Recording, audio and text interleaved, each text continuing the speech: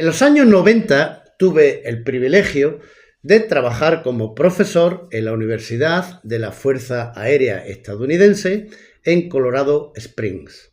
Allí di clases de varias cosas, fundamentalmente de español en su nivel más alto y de historia de la literatura española. El dar clase en español a gente que habla perfectamente español, pues te da pie, a diferencia de dar clases de física o de química o de electrónica, pues te da pie para conocer mucho acerca de la vida de las personas, porque se habla intensamente, no solo en las clases, porque en esa universidad, que está muy bien organizada, es semejante al resto de las universidades de Estados Unidos, pues a lo mejor das una clase, 2 clases al día, pero nunca llegas después de las 8 de la mañana y nunca te marchas a casa antes de las 5:30 de la tarde. Y el resto del día estás en tu despacho recibiendo alumnos con los que llegas a tener una intensa actividad, interrelación, incluso intimidad de amigos, porque aún hoy en día sigo teniendo relación con algunos de ellos. Allí aprendí muchísimo. Y lo que aprendí fundamentalmente es a poner en cuestión la historia que se nos cuenta fundamentalmente desde el punto de vista anglosajón, que algunos llaman leyenda negra, donde se cuenta pues cosas que tú puedes comprobar sobre el terreno que son absolutamente mentiras. Gran parte de mis alumnos, que eran originarios de la actual Texas o Nevada o Colorado o California, pues me contaban, eran mestizos casi todos, militares estadounidenses, me contaban que su familia vivía allí desde hacía siglos y que su familia hablaba español desde hacía siglos, antes de que llegaran los WASP, los White Saxon Protestant, los anglosajones blancos que vinieron del este y antes vinieron de Europa. Ahí aprendí que los hispanos no son, como muchos piensan, algo de recién llegados a Estados Unidos, emigrantes nuevos.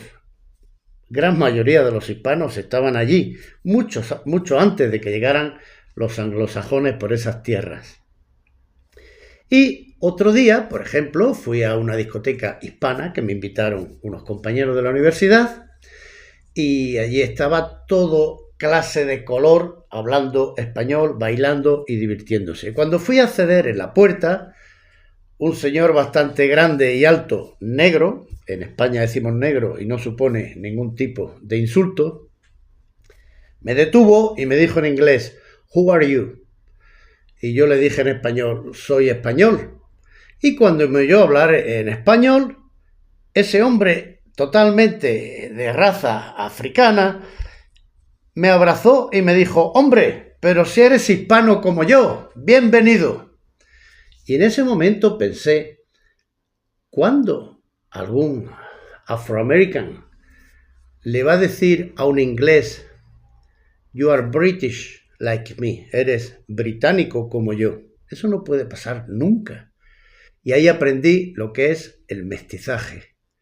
El mestizaje es algo real, tangible y que se puede vivir en todo el continente americano, gente de todo tipo de color, sintiéndose hispano y hablando español. Hoy vamos a hablar sobre esta parte de la leyenda negra que hace aguas por todos lados. ¿Quién quería exterminar a los indios? Los nativos americanos, mal llamados indios, porque ya sabemos todos que cuando Colón llegó en el primer viaje a lo que hoy en día conocemos como América, pues pensaba que había llegado a las Indias. Entonces a los nativos le llamó indios. Y desafortunadamente, pues esa expresión tan errónea pues ha quedado hasta nuestros días, aunque el propio Colón en su tercer viaje ya escribió que aquello no eran las Indias occidentales, aquello eran unas nuevas tierras. Desde los inicios de la colonización, de la conquista, o como queréis llamarlo, española en el nuevo continente, pues ya se pensó, se dictaron decretos por la reina Isabel la Católica, en 1504 lo dejó también escrito en su testamento para que no se olvidara, que había que respetar pues a los indios y que tenían tanto derecho a ser ciudadanos españoles y se tenía que respetar sus propiedades, su vida y su lengua. De hecho, los españoles hicieron muchas gramáticas y los misioneros aprendían las lenguas nativas para poder predicar, cosa que nunca ha ocurrido con ninguna otra colonización de ninguna otra grupo europeo a lo vasto de este mundo. El propio rey Carlos I, en 1540, convoca en la Universidad de Salamanca unos interesantísimos debates, de los que surgen, allí destacó Francisco de Vitoria, donde surge el concepto de derecho de gentes. El derecho de gentes, que en ese momento de la historia de la humanidad era algo revolucionario, era llegar a escribir que todo ser humano, por el hecho de serlo, tenía derechos. 249 años después, se promulga la Declaración Universal de los Derechos Humanos en 1789, donde se reconoce gran parte de la humanidad más civilizada, pues que lo mismo, que todo ser humano, por el hecho de serlo, tiene unos derechos.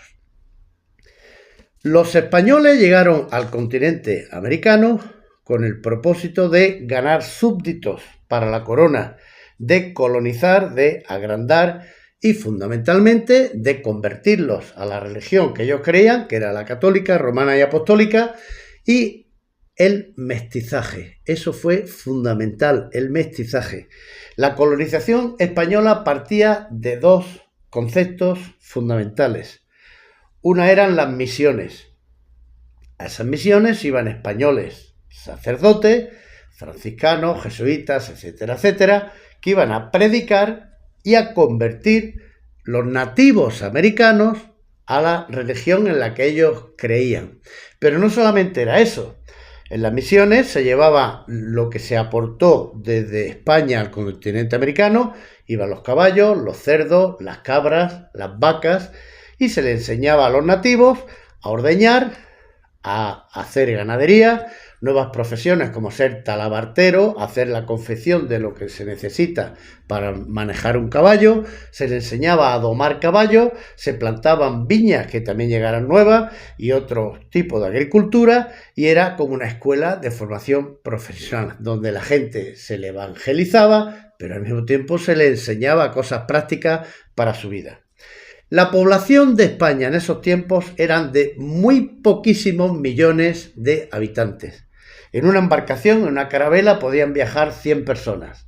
Por muchos españoles que hubieran ido, la vasta extensión del continente americano eran una inmensa minoría frente a millones y millones de nativos que vivían allí. Es impensable, es necio, es naif pensar que si hubiera habido realmente una violencia tremenda entre los recién llegados españoles y los nativos, pues los nativos no hubieran aniquilado a los pocos españoles que había en comparación con los millones de nativos que residían en el continente.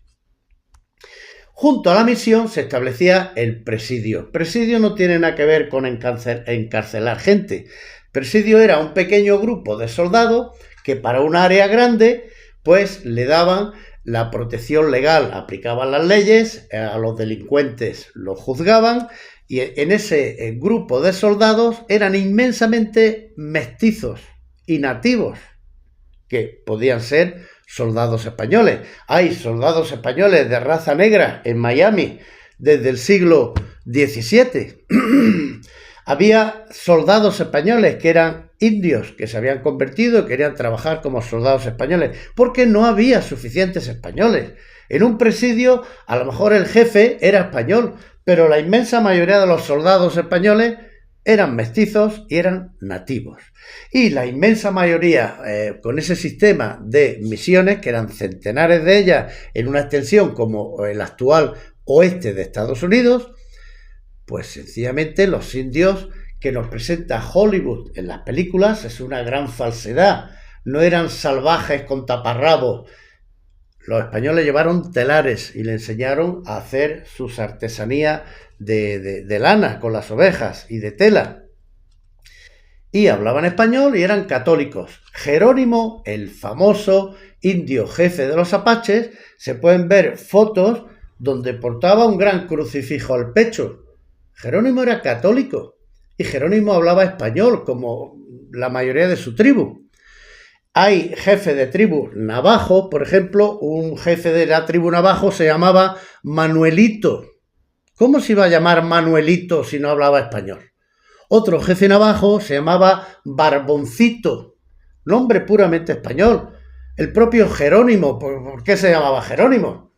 Entonces, lo que nos presenta Hollywood en ese salvaje montado a caballo que viola y que mata, y que la pobrecita del 7º de caballería con el general Custer pues tienen que matarlo en defensa propia, eso es una absoluta mentira. ¿Cuándo cambió todo este sistema? Antes de la independencia de México, con el virreinato de Nueva España, la población era fundamentalmente mestiza, criolla, nativa, y una mínima parte de españoles para un vasto territorio. En 1821 se produce la independencia de México. Años después comienza una presión de Estados Unidos para apoderarse de ese territorio mexicano, surge la guerra Estados Unidos-México y con el pacto, el Tratado de Guadalupe Hidalgo, que es una pequeña población que había al lado de la capital de México, pues se llega a un tratado muy desfavorable para México y muy ventajoso, y además no lo respetó, para Estados Unidos. Ese tratado puso fin a la guerra y resalto y leo uno de sus artículos más interesantes. Artículo 8. Se conservan los derechos de permanencia y garantía de tierras de los mexicanos, que eran los antiguos ciudadanos del virreinato de Nueva España, que ya con la independencia pues ya eran lógicamente mexicanos, en los nuevos territorios y pueden elegir nacionalidad. Artículo 9. Se conservan los derechos civiles de los mexicanos en los territorios cedidos, en igualdad con otros ciudadanos de Estados Unidos. Se conservan sus propiedades, así como las propiedades eclesiásticas. Se refería a las misiones. Todo ese artículo fue suprimido por el Congreso de Estados Unidos cuando tuvieron que ratificar. Y aquello se obvió. Los ciudadanos mexicanos, criollos, mestizos, nativos, por supuesto, perdieron todas sus propiedades, minas de oro, ranchos, etcétera, etcétera. Incluso hubo deportaciones de población hacia México y no se respetó nunca. Las misiones, por supuesto, pues fueron arrebatadas sus territorios cuando convino. El artículo 10 dice: se conservan todas las concesiones de tierra hechas por el gobierno mexicano. Ya en el virreinato de Nueva España y México siguió con esa actitud, pues para poblar aquellos extensos territorios despoblados, pues a todos los extranjeros que querían establecerse se les daban unas tierras, se les libraba de pagar impuestos durante una serie de años y se asimilaba con la condición de que hablaran español y de que fueran católicos. Muchos extranjeros lo hicieron. Pues cuando Estados Unidos recobró o conquistó ese territorio manu militari, pues absolutamente le arrebataron todas las tierras a todos los extranjeros que se habían establecido allí. El artículo 11 dice: los Estados Unidos se comprometen a controlar a las tribus indígenas en su territorio e impedir el paso a México. ¿Por qué? Porque en el momento que Estados Unidos se hizo con esos territorios y empezó una gran presión, avalancha de caravanas que iban hacia el oeste, pues los indios eran una molestia. Ningún anglosajón creó ninguna misión para evangelizar a los indios. A los anglosajones les daba absolutamente igual lo que el indio creyera, pensara o se inspirara. Simplemente era una molestia que había que eliminar. Y se ofrecían recompensas por las cabelleras de los indios cortaban las cabelleras no como nos cuentan las películas por su costumbre ancestral. Los indios cortaron cabelleras porque imitaron la actitud de los anglosajones. Los anglosajones ya habían eliminado casi todos los nativos del este de Estados Unidos y aplicaron las mismas costumbres de aniquilación cuando llegaron al oeste de Estados Unidos. Y como se recompensaba la muerte de cada indio, hombre, niño o mujer, pues se recompensaban, no se iban a llevar la cabeza, ni una mano, ni un pie, que aquello era molesto y maloliente. Se llevaban la cabellera y por cada cabellera de hombre se pagaba una cantidad, la mitad aproximadamente por cada cabellera de mujer y la mitad aproximadamente por cada cabellera de niño. Está escrito y documentado que el séptimo de caballería, que lo que tenía que hacer era limpiar de indios los territorios por donde iban avanzando los pioneros en sus caravanas, pues en el séptimo de caballería había una norma, por ejemplo, que para ahorrar municiones, que eran escasas, pues a los niños y a las mujeres nativas se les arrollaba con las patas de los caballos y se les mataba a golpe para no malgastar municiones. En fin, todo eso está escrito, está documentado, solo hay que leer la historia. El hecho objetivo es que cuando México alcanzó su independencia en 1821, pues había más de 1 millón de nativos en la población, en el territorio que México cedió a Estados Unidos por el tratado. Unos años después, no muchos, 30, 40 años después, había ya menos de 250.000 nativos. O sea, cuando llegaron los anglosajones, la población nativa se diezmó absolutamente. Muchos se escaparon a México, otros fueron muertos y en plan humanitario, ya muy avanzado el siglo XIX, pues algún alma bien pensante dijo, bueno, en vez de matarlo vamos a confinarlo en reserva. Y entonces hicieron reservas para meter a los indios, reservas que continúan hasta hoy en día. La nacionalidad de los nativos americanos, la nacionalidad americana, solo se les dio en 1924. En 1948 Estados Unidos les concedió el derecho de votar a los nativos americanos, que estaban allí mucho antes que ellos llegaran. Y en 1993, por el Native American Religion Freedom Act, se les permitió practicar sus ritos religiosos. En fin, la historia es clara y contundente. ¿Quién exterminaba a los indios? Hay unos documentos históricos muy interesantes escritos por el bisnieto del indio Jerónimo del Apache, que cuando lo capturaron los anglosajones lo exhibían en feria como trofeo y el pobre hombre pues murió muy mayor, pero era un pelele que iba siendo testimonio del gran poderío frente al público anglosajón de cómo se exterminaban los indios y se acababa con ellos. Alfonso Borrego, que es el bisnieto del indio Jerónimo, pues él cuenta que toda su familia, él vive actualmente en San Elizario, cerca de la actual frontera entre México y Estados Unidos, en la parte de Estados Unidos, él tiene nacionalidad estadounidense, su familia ha hablado español toda la vida, su familia ha sido católica durante toda la vida que él recuerda de su familia, y dice, ha escrito palabras como estas: ahora hay gente que dice que los españoles deben de pedir perdón. ¿Pero de qué están hablando? Lo que tienen es que dar gracias porque le dejaron vivir, le dejaron su propia lengua, edificios, tecnología, alimentos y animales que ellos no conocían. Otra cosa que escribió y que escribe actualmente todavía, porque este hombre es historiador, es: los hispanos tienen un sentimiento de inferioridad simplemente porque no conocen su historia. Y finaliza con esta frase: Hollywood solo cuenta falsedades sobre los hispanos. En fin, los anglosajones hicieron célebre aquella frase de el único indio bueno es el indio muerto. Y lo practicaron con una exterminación que era aplaudida por todo el público anglosajón. Nada de misiones, nada de enseñar, nada de evangelizar. Eran una molestia que simplemente había que eliminar. Y ahora os hago la siguiente reflexión para terminar, cuando algunos hispanoamericanos dicen, bueno, pero es que en Estados Unidos, ¿cómo han progresado?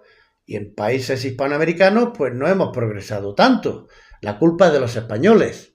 Os hago la siguiente reflexión. Pensemos ahora en el siglo XXI en el país más pobre del mundo. Puede ser Zimbabue, puede ser Burundi. Pues bien, imaginemos que un conjunto de pobladores de países bien desarrollados, imaginaros que gente que viene de Argentina, de Estados Unidos, de Colombia, de España, de Italia, de Rusia, de Alemania, etcétera, etcétera, pues vamos a Burundi a colonizar aquel país. Y tenemos dos caminos.